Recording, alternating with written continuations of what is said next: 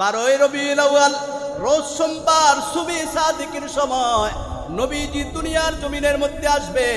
অপরদিকে আগের দিন বিকালবেলা একদল ইহুদিরা তাওরাত এবং ইনজিলের পাদ্রীরা মক্কার মধ্যে আগমন করেছি।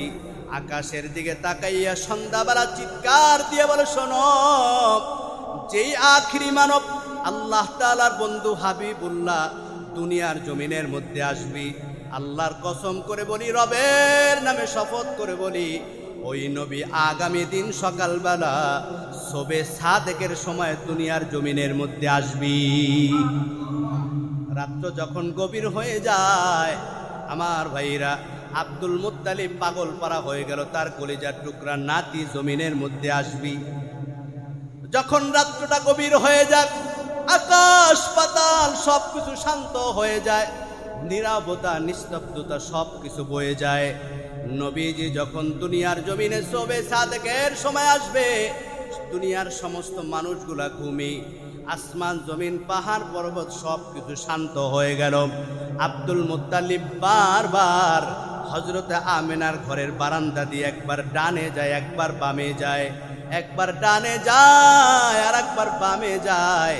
নবীজি সাল্লাল্লাহু আলাইহি ওয়াসাল্লাম দুনিয়ার জমিনে আসবে এমন মুহূর্তে, এ ভাই, আমাদের জমিনে প্রত্যেকটা সন্তান দুনিয়াতে আসার আগে বর্তমান জমানায় হয়তো হসপিটালে নিতে হয় সিজার করার জন্য, না হয় এলাকার অভিজ্ঞ ধাত্রী মার মাধ্যমে সহযোগিতা নিতে হয়। কথা বলেন ঠিক কিনা? কিন্তু নবীজি দুনিয়াতে যখন আসবেন, নবীজির চেহারা, নবীজির শরীর যাতে কেউ না দেখতে পারে, নুরানি নবীর চেহারা আড়ালের জন্য আল্লাহ পাক রব্বুল আলামিন আসমান থেকে জান্নাতি 4 জন রমণীকে পাঠাই দিয়েছেন। আল্লাহু আকবার। এই 4 জন রমণী, তারা নবী দুনিয়াতে আসবে। নবী আসার কারণে, নবী আসার সময় হযরতে আমেনাকে তারা সান্ত্বনা দিয়েছেন। হযরতে আমেনা বলেন, আমার সন্তান দুনিয়ার জমিনে আসছে, আমি দেখি তাকাইয়া আমার সন্তান সিজদারত অবস্থায় পড়ে আছে। বলি আল্লাহু আকবার। আরো জোরে বলি আল্লাহু আকবার। সবে মাত্র আসা নবী সিজদায় পড়ে, হযরতে আমেনা বলেন, আমি তাকাই দেখি হঠাৎ আমার সন্তানের মাথাটা জাগাই দিয়েছে এবং শাহাদত আঙ্গুলটা জাগাইয়া সর্বপ্রথম জবান থেকে যে আওয়াজটা করেছেন, আমি শুনতে পাই না তার আওয়াজ। হযরতে আমেনা বলেন, আমি যখন কানটা লাগাইলাম মুখের কাছে, নুরানি নবীর সবে মাত্র জমিনে এসে জবান থেকে যে আওয়াজটা করেছেন, ইয়া উম্মতি ইয়া উম্মতি, আল্লাহু আকবার। সিরাত ইবনে হালাবিয়া, সিরাত ইবনে হিশাম, নবীর সিরাত গ্রন্থে অসংখ্য সহিহ riwayate বর্ণনা, নবীজি সর্বপ্রথম যেই বাক্যটা জবান থেকে উচ্চারণ করেছেন, আপনার আমার কথা বলি আল্লাহু আকবার। যেই নবী আসার পরে নবীর কথা বলেছেন, গোটা জিন্দেগিটা নবীর জন্য, নবী উম্মাতের জন্য দোয়া করেছেন। এখনো মদিনায় মুনাওয়ারায় বসে উম্মাতের গুনার জন্য কান্না করতেছেন। ওই নবীর জন্য আমাদের দোয়া করা দরকার আছে না নাই? দুরূদ পড়া দরকার আছে না নাই? নবীর জন্য আয়োজন করে মিলাদ এবং সিরাত যেটাই বলেন, নবীর প্রশংসা, জীবনী, সিরাত, মিলাদ যত বেশি আলোচনা হবে, খুশি হবেন আমার নবী। জোরে বলেন কে? নবী যদি খুশি হয়ে যায়, ওমান আহাব্বানি, আল্লাহ তাআলা বলেন, আমার নবী যদি খুশি তো আমি আল্লাহও খুশি।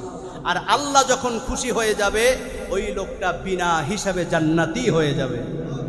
আমরা যা কিছু করি আমাদের উদ্দেশ্য কার জন্য? আল্লাহর জন্য। কোন সন্তান আসে আপনার আমার পরিবারে, আমার ভাইরা, প্রত্যেকটা মা সন্তান আসার 2-3 মাস আগে অসুস্থ হয়ে যায়, পেটের মধ্যে ব্যথা শুরু হয়ে যায়, অসুস্থতা বোধ করে, ডাক্তার কবিরাজ চিকিৎসকের পরামর্শ নিতে হয়।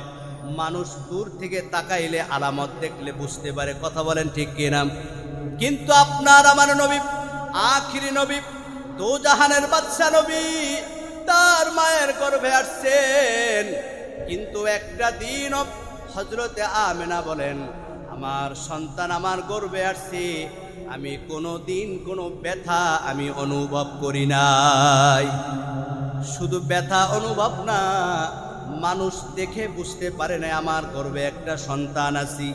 আমার ভাইয়েরা, মজার ঘটনা হচ্ছে সিরাত ইবনে হিশামের মধ্যে উল্লেখ করা হয়, নবীজির মা হযরত আমেনা বলেন, আমার সন্তান দুনিয়ার জমিনে আসবে। আমার গর্ভে যখন আসছি, এই সন্তান আসার পর থেকে আমি প্রত্যেকটা রাত স্বপ্নের মধ্যে দেখতেছি বাবা আদম আলাইহিস সালাম থেকে অসংখ্য নবীরা প্রতি রাত স্বপ্ন যোগে সবাই আমার শিয়রে আইসা সবাই আমাকে সালাম জানা।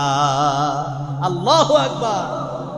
আর সান্ত্বনার বাণী শুনে, এ আমেনা, এই সন্তানের বাবা নাই, চিন্তার কোনো কারণ নাই, মন খারাপ কইরো না। এই তোমার গর্ভে যে সন্তান আসতেছে, তুমি শুধু তার বাবার জন্য আফসোস করতেছ, কিন্তু এই সন্তানের জন্য দুনিয়াতে আগমন হবে এই খুশিতে আসমান জমিন পাহাড় পর্বত জান্নাত জাহান্নাম সমস্ত মাখলুকত ফেরেশতারা সবাই এই সন্তান আগমনের খুশির অপেক্ষায় সবাই বসে আছি। আল্লাহু আকবার। হযরত আমেনা বলেন, দুনিয়ার মানুষরে আমি যখন ঘর থেকে বের হই, সন্তান আমার গর্ভে থাকা অবস্থায় আমার তো কষ্ট হয়ই নাই। ঘর থেকে যখন বাহিরে যেতাম কোনো কাজের জন্য, আমার মাথার উপরে শরীরে যাতে রোদ না লাগে, এক টুকরা মেঘ আইসা সব সময় মাথার উপর ছায়া দিত। সুবহানাল্লাহ, আরো জোরে বলেন। আমরা তো সেই নবীর উম্মত, আজকে নবীকে চিনতে পারি নাই, যার কারণে উল্টা পাল্টা যত ফতোয়াবাজি চলতেছে। নবীজির বাবা আব্দুল্লাহর বাবা আব্দুল মুত্তালিবের কাছে একবার মক্কার কিছু মহিলারা আইসা বিচার দিয়েছি, এ আব্দুল মুত্তালিব, তোমার সন্তান দুনিয়ার থেকে আব্দুল্লাহ বিদায় হয়ে গেছি, তবে তোমার সন্তান আর তোমার সন্তানের বউয়ের জন্য আমাদের বড় মায়া হয়। কিন্তু তোমার কাছে আমাদের একটা প্রশ্ন, আমাদের আরবের মধ্যে একটা রীতি হলো, যার স্বামী চলে যায় এই লোকটা আর আগের মতো সাধারণভাবে আগে যেইভাবে চলাফেরা করত তার থেকে চলাফেরা ভিন্ন হয়ে যায়।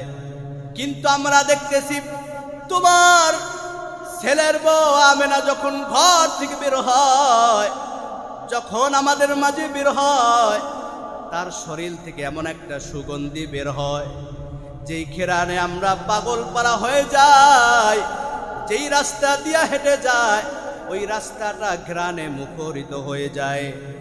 এ আব্দুল মুত্তালিব, আমরা এত দামি দামি পারফিউম ব্যবহার করি, আতর ব্যবহার করি, কিন্তু এমন ঘ্রাণ কোনোদিন আমরা শুনি নাই। যেই ঘ্রাণ একবার যদি আমার নাক দিয়া পেটের মধ্যে যায়, সমস্ত ক্ষুধাগুলা নিবারণ হয়ে যায়। তোমার ছেলের ঘরের স্ত্রী আমেনা এত দামি কই পায়, কোথার থেকে আতর সংগ্রহ করে আমাদেরকে অবশ্যই বলতে হবে।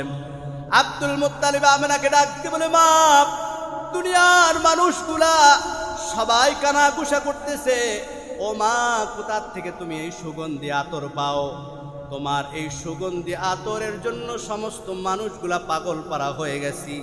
হযরতে আমেনা মুখটা মলিন করে চক্ষু দুইটা বন্ধ করে চোখের পানি ফেলে ডাকতে বলে, আব্বাজান, যেই সুগন্ধির কথা বলেছেন, আল্লাহি বাসাকা বিল হক, ওই রবের কসম করে বলি, এই সুগন্ধি আমার না, আমার শরীর থেকে আসে না, আমি কোনো পারফিউম ব্যবহার করি না। যেই দিন থেকে আপনার নাতি আমার গর্ভের মধ্যে আসছে, ওই দিন থেকে আমার শরীর থেকে এই সুগন্ধি বেরোচ্ছে।